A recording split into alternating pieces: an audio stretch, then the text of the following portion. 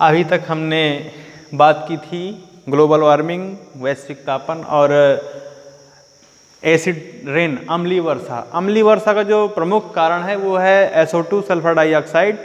और समुद्री, अगर पेपर में इस तरह से पूछना है तो पूछता है कि अम्लीय वर्षा का कारक कौन सा, इसमें से कौन सा है। अगर SO2 लिखा है, CO2, NO2 तो प्रमुखता दी जाएगी SO2 को। अगर सभी विकल्प है तो सभी को दी जाएगी। लेकिन अगर ऐसा है कि सिर्फ SO2 को ही वो प्राथमिकता दे रहा है, ऑप्शन में ऊपर 2 या 3 इस तरह से नहीं दिए हैं, तो आप SO2 को ही टिक करेंगे, क्योंकि अम्लीय वर्षा का सबसे प्रमुख कारण SO2 ही है, सल्फर डाइऑक्साइड। वैश्विक तापन का जो प्रमुख कारक है ये है ग्रीन हाउस इफेक्ट और ozone layer depletion, ozone layer का क्षरण तथा हरित गृह प्रभाव। उसमें हरित गृह की गैसें हैं, ओजोन लेयर को नष्ट करने की गैसें हैं। इनसे जो दुष्प्रभाव होता है वह है समुद्री जल स्तर में वृद्धि, सी लेवल राइज या SLR, एवं ध्रुवीय बर्फ का जो पिघलना है, जो मेल्टिंग, ध्रुवीकरण है, जो बर्फ के जो ग्लेशियर हैं, बर्फ जो ध्रुवीय बर्फ जमा है उसका पिघलना, इससे भी जो जल स्तर है इसमें वृद्धि होगी। अब समुद्री जल स्तर की वृद्धि के सिर्फ 3 तथ्यों पर बात करते हैं। तो पहला है तापीय विस्तार। अगर ताप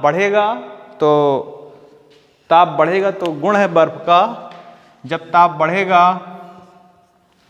तो बर्फ पिघलेगी, ज़्यादा मात्रा में पिघलेगी, और बर्फ ज़्यादा पिघलेगी तो नदियों में पानी भी बढ़ जाएगा।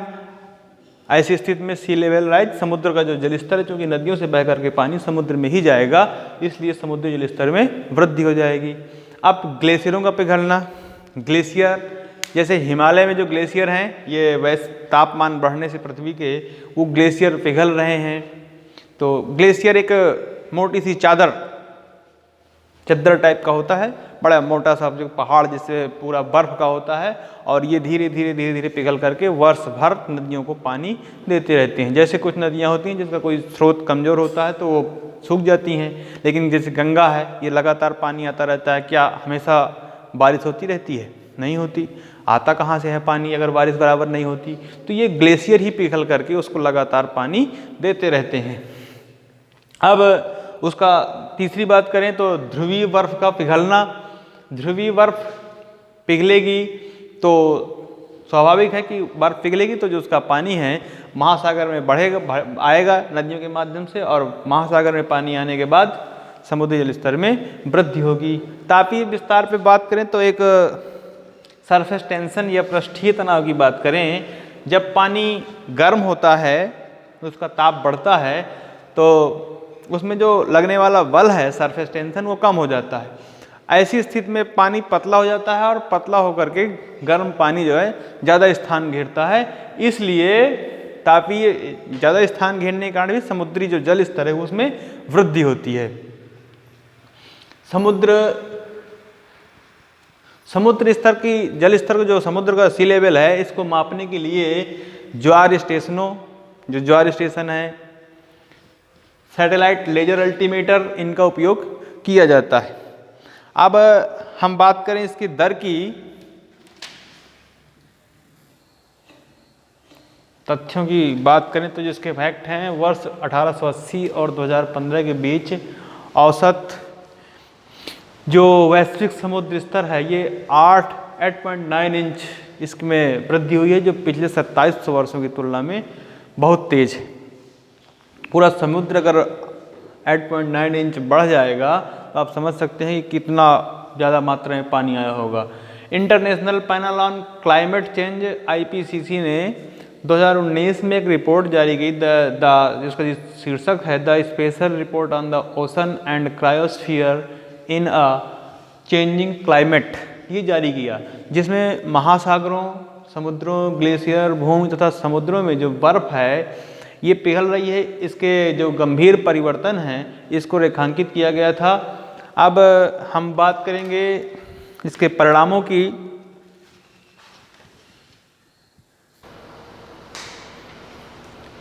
समुद्री जल स्तर से जो नुकसान होंगे, उसका जो परिणाम होगा उसकी बात करें तो तटीय बाढ़, जब पानी बढ़ेगा तो तटीय क्षेत्र पर बाढ़ आएगी और तटीय क्षेत्रों को नुकसान करेगी। तटीय जैव विविधता का विनाश, तटीय जैव विविधता का विनाश ऐसे करेगी, पानी बढ़ने के साथ नमक की मात्रा कम होगी तो वहाँ की जो जैव विविधता है उसमें परिवर्तन आएगा और मिट्टी आदि चीज़ें और ज़्यादा मात्रा में हो सकती हैं जिनसे वहाँ की जो जैव विविधता है वो प्रभावित होगी। खतरनाक तूफानों में वृद्धि, समुद्र में अभी जो तूफान आते हैं उसकी काफ़ी ऊंचाई होती है, लेकिन जब पानी और ज़्यादा हो जाएगा तो उसकी ऊंचाई और ज़्यादा हो जाएगी, तो खतरनाक तूफानों में और ज़्यादा वृद्धि आएगी। पार्श्व तथा अंतर्देशीय प्रवासन होगा, या तो उस जगह से हटकर कहीं दूसरी जगह पार्शियली या किसी दूसरी जगह ही ट्रांसफर कर दिया जाएगा। जैसे किरिबाती द्वीप ने फिजी में स्थानांतरण करने की योजना बनाई है और इंडोनेशिया ने अपनी राजधानी बोर्नियो स्थानांतरित करने का निर्णय लिया है। ये चूँकि वहाँ पर जो पानी की मात्रा है, समुद्र में जल स्तर बढ़ रहा है, इसलिए वो यहाँ से हटा करके स्थानांतरित कर रहे हैं। पर्यटन पर प्रभाव पड़ेगा। जो बीच हैं पर्यटन के लिए जो जहाँ पे लोग जाते हैं वो क्षेत्र जलमग्न हो जाएंगे, तो पर्यटन पर भी इसका प्रभाव पड़ेगा। खाद्य श्रृंखला पर क्या प्रभाव पड़ेगा? खाद्य श्रृंखला के लिए जब जल स्तर बढ़ जाएगा तो जो खाद्य श्रृंखला है, फूड चेन, ये भी खराब होगी। कुछ जीव नष्ट हो जाएंगे, कुछ मारे जाएंगे, कुछ प्रभावित होंगे, कुछ उस जगह से विस्थापित हो जाएंगे। तो इससे जो खाद्य श्रृंखला है, फूड चेन है, वो भी डिस्ट्रॉय हो जाएगी। अब इसके बचाव की बात करें तो अगर समुद्री जल स्तर से बचाव करना है, इसके बढ़ने से रोकना है, तो पेरिस समझौता हुआ था क्लाइमेट चेंज पर, उसको लागू किया जाए। जीवाश्म ईंधन से लिख देते हैं। अब हम लोग बात करते हैं समुद्री जल स्तर से बचाव कैसे किया जा सकता है, इसकी वृद्धि में ना हो इसलिए प्रयास किया जाए। कैसे? तो जीवाश्म ईंधन से सौर, वन ऊर्जा जैसे स्वच्छ विकल्पों को अपनाया जाए। जीवाश्म ईंधन का प्रयोग किया जाए।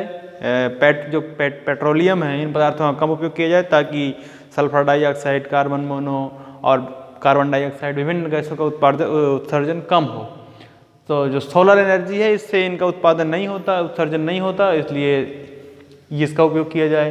वनों को ज़्यादा मात्रा में लगाया जाए। वन से ऊर्जा जैसे स्वच्छ विकल्प, जल से ऊर्जा जो निकलती है, जलीय ऊर्जा, इसका उपयोग किया जाए। उद्योगों पर कार्बन टैक्स लगा दिया जाए, जो ज़्यादा कार्बन उत्सर्जन कर रहा हो उस पर टैक्स लगाया जाए, और जो कार्बन का उत्सर्जन कम कर रहा हो उनसे टैक्स लेकर के उसको दिया जाए।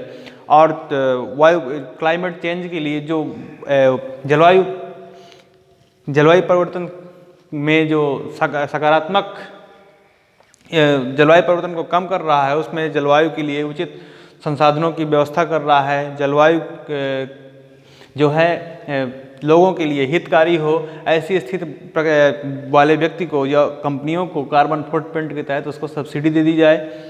ग्रीन हाउस गैसों का उत्सर्जन कम कर दिया जाए। ग्रीन हाउस जो गैसें हैं इनको कम किया जाए ताकि जो ग्लोबल वार्मिंग है वो कम हो जाएगी, और ग्लोबल वार्मिंग वैश्विक तापन कम होगा तो समुद्री जल स्तर की वृद्धि कम होगी। वनों की कटाई कम करना, वनों की जो कटाई है इसको कम किया जाएगा तो वन बढ़ेंगे तो कार्बन डाइऑक्साइड की मात्रा कम होगी। क्लाइमेट चेंज पर जो अनुसंधान है, इस पर सब्सिडी दी जाए ताकि इस क्षेत्र पर विशेष अनुसंधान हो सके और ये ज्ञात किया जा सके कि जो जलवायु परिवर्तन हो रहा है ये और किन कारणों से हो रहा है तथा इसका जो बचाव है ये कैसे किया जा सकता है। अब हम बात करें भारत की, तो भारत आधिकारिक तौर पर अंटार्कटिका जो संधि प्रणाली है इसमें शामिल हुआ था 1 अगस्त 1983 को, और 12 सितंबर 1983 को 15वां सलाहकार सदस्य देश बना था। अनुसंधान की बात करें तो अंटार्कटिका पर जो अनुसंधान होना है, इस पे भारत ने एक 3 स्टेशन बनाए हैं। एक दक्षिण गंगोत्री, मैत्री दक्षिण गंगोत्री स्टेशन, मैत्री स्टेशन और भारती स्टेशन, इन 3 की स्थापना की है। अब भारत इस विषय पर समुद्री जल स्तर पर हम लोग क्यों इतना अध्ययन कर रहे हैं, क्यों पढ़ रहे हैं, इसका कारण यह है कि जो भारत है इसका एक लंबा तटीय क्षेत्र है। ऐसी स्थिति में जो तटीय क्षेत्र हैं हमारे, वो वैश्विक स्तर के डूबने के साथ साथ हमारे तटीय स्तर भी डूबेंगे, तो हमारा जो अंडमान निकोबार द्वीप समूह है ये डूबेगा।